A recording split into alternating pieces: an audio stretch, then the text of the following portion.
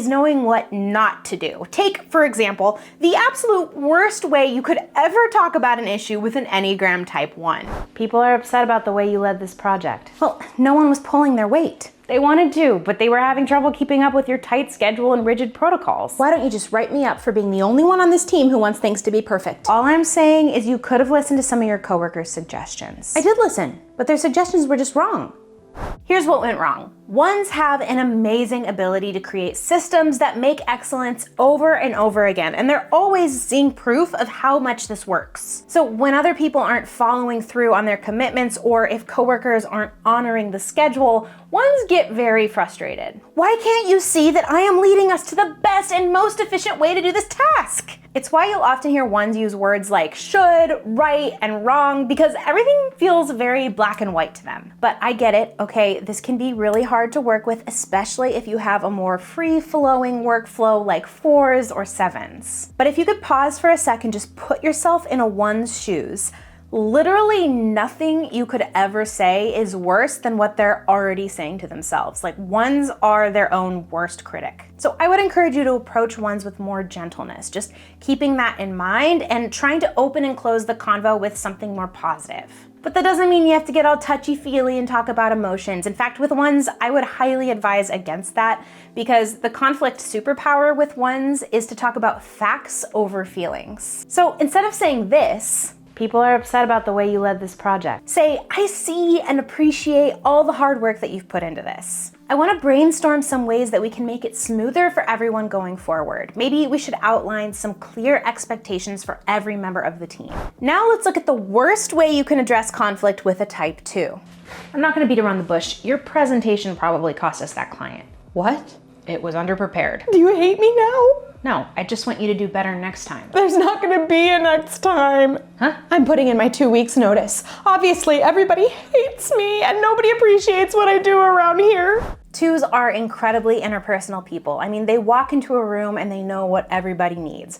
Marnie needs a snack. John needs a hug. Steven needs a vacation. They have empathy on steroids. This isn't just useful for personal relationships. It also helps them know how to make your company look good in the eyes of others. They're really good at putting together super efficient teams because they know the interpersonal dynamics so well, and they make a workplace more warm and more inviting. But this trait can also mean that sometimes relationships can trump the actual work. Desperately wanting other people to like you can color your interactions and decisions. Which is why in this interaction, the 2 can't see past the negativity of the conversation. It hits right at their core fear, being rejected and unwanted. So the conflict superpower here is to use the sandwich method, because everybody loves a good sandwich. And while an actual sandwich would be a really good offering, I'm talking about a method for delivering difficult information. You sandwich the hard stuff, the issue at hand, in between affirmations and positivity. But when you're dealing with Enneagram 3s, the solution to conflict looks a little different. Hey, Abby. Yeah. I've been thinking we need to break down the silos between departments. Okay, what does that look like? I just want it to be better. No. I can't just write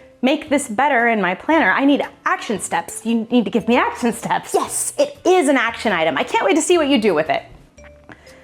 All right, I can do this. Nothing frustrates 3s more than vague, unclear directions. As a 3 myself, I can confirm this is so annoying. Just like, tell me what exactly you want me to do so I can put it in my planner, put it in my Google Calendar, and check the things off and do the task. We don't want the sandwich method because we just want to get to the solution as fast as possible. Because the alternative is not doing a good job, or, gasp, a 3's very worst fear, failing. They want to be the very best at whatever it is they've put their mind to. So when they feel like they don't have the tools in their arsenal to do that, it stresses them out. The conflict superpower here is to give them specific and clear examples of what is expected of them. And try not to be fatalistic. They may not want a positivity sandwich, but that doesn't mean that they want to lead with dejection, right? They're go-getters. They want to be solution-based. Now let's look at the worst way to talk to a 4 at work. Why can't you write copy like Andrew does? I knew Andrew was somehow better than me in every single way. He's charming, he's got an organized desk, he has interesting hobbies. I'll never be as good as Andrew. It's not that deep. I just want you to take a look at some of his latest projects and then start modeling yours after it. I am a writer. I can't just walk around plagiarizing other people's work. How about I set up a one-on-one with you and Andrew so that he can walk you through his process? Andrew this, Andrew that. Why is everyone in this office so obsessed with Andrew? Hey, someone call me? Not everything is about you, Andrew. I think he has a crush on me.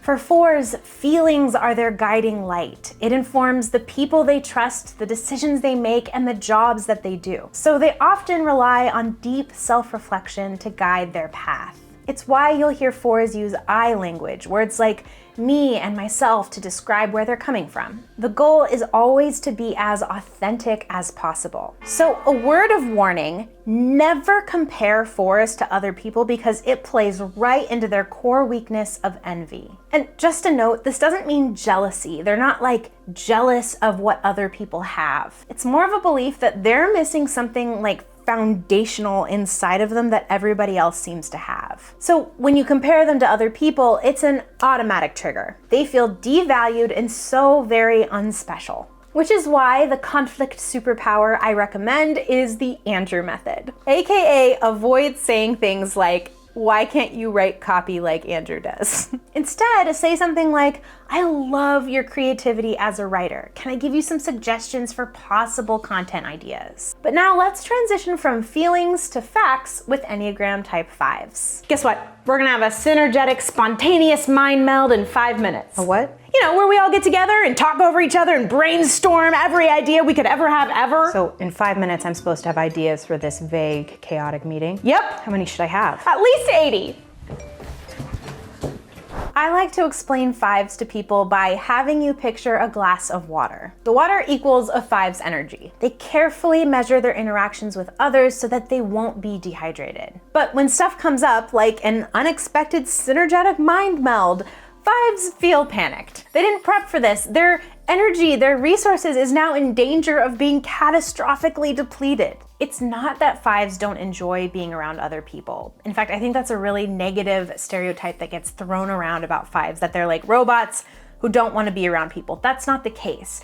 They just view the world as intrusive. So they protect themselves from this by gathering as much information as possible. That way they won't ever have to say the dreaded phrase, I don't know. When they have that knowledge and resources built up, when they have their full cup, then they feel like they can relax and enjoy being around other people and doing things with other people. They just need that time to prepare for that. So the conflict superpower when working with 5s is to make them aware of anything that might drain them. They need a heads up, and not just like a 5-minute one. They need at least a day so that they can get themselves ready and prepared. Speaking of being prepared, let's take a look at Type 6. I don't think we should do our retreat in the mountains this weekend. It could be really dangerous on the roads just looking at the forecast. Why do you have to be such a Debbie Downer all the time? I just want to make sure we're considering all the pros and cons. I don't know about you, but hydroplaning off of a mountain cliff does sound like a con to me. You worry too much. This is not something I want to have to say I told you so about. We'll be fine. Loosen up. Loosen? I don't know what that means. That word's not in my vocabulary. 6s play an important role that, let's be honest, most of the types, myself included, would rather not play.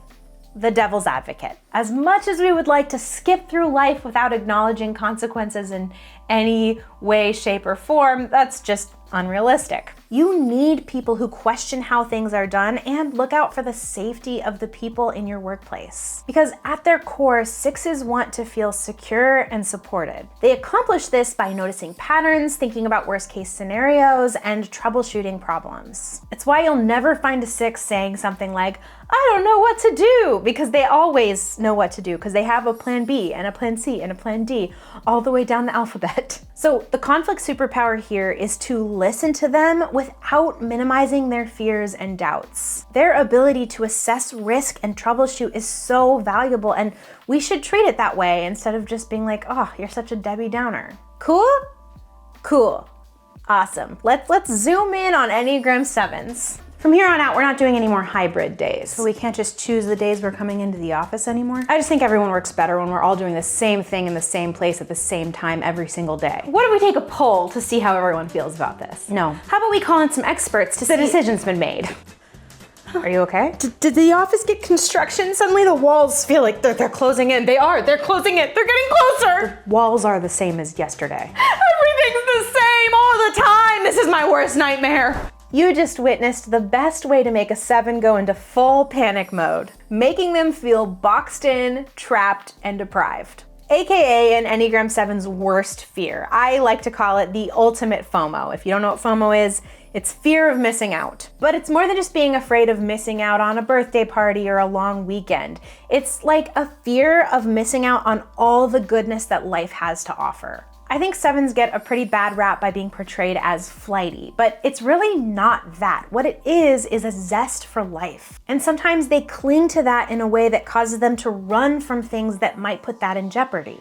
So the conflict superpower here is to incorporate their ideas into solving problems, even if those problems are about them. 7s need to feel like they have control in a situation, like they have agency over their lives, and they want to know that they have a say in how their days go. But now let's look at Enneagram Type 8.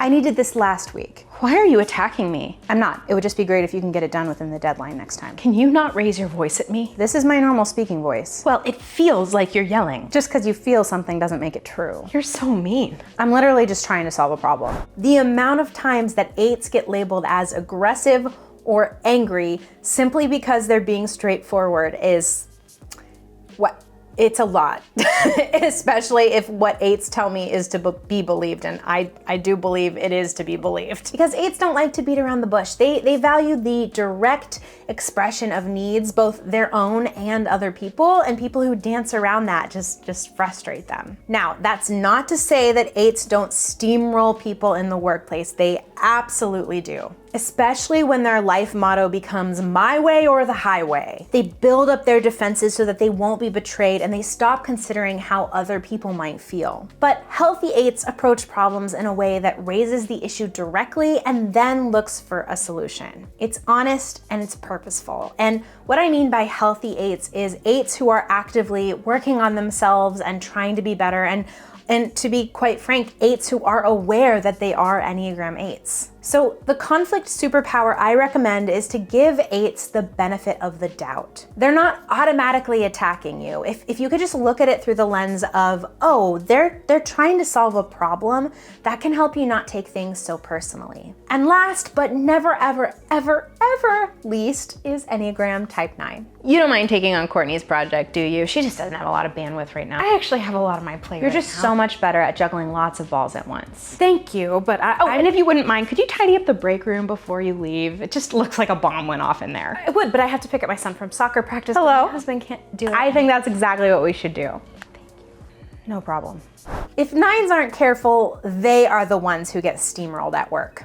Because a 9's biggest fear is being in conflict and losing connection with other people. So oftentimes they will sacrifice their own needs, their own well-being in order to keep the peace. But as you can imagine, being constantly taken advantage of is crappy, to say the least. Plus, that icky feeling is gonna simmer beneath the surface, and it's gonna contribute to a 9's feeling of unhappiness about their life in the workplace, and their life at home. So the conflict superpower here is to use the you have a voice method. This means that not only are you actively listening to 9s when they speak up for themselves, but you're also asking for their input even if it's not being offered. You want to make sure that their voice is being heard and that they know they are valued and appreciated. This will make sure that your workplace not only functions well, but is also a healthy and encouraging place for people to grow. I'm obviously biased, but I think the Enneagram is a fantastic tool to do this. And by the way, I offer in-person and virtual Enneagram workshops to teams all over the world. So if you want to bring me in to host an experience for your team, I'll put my contact information in the description.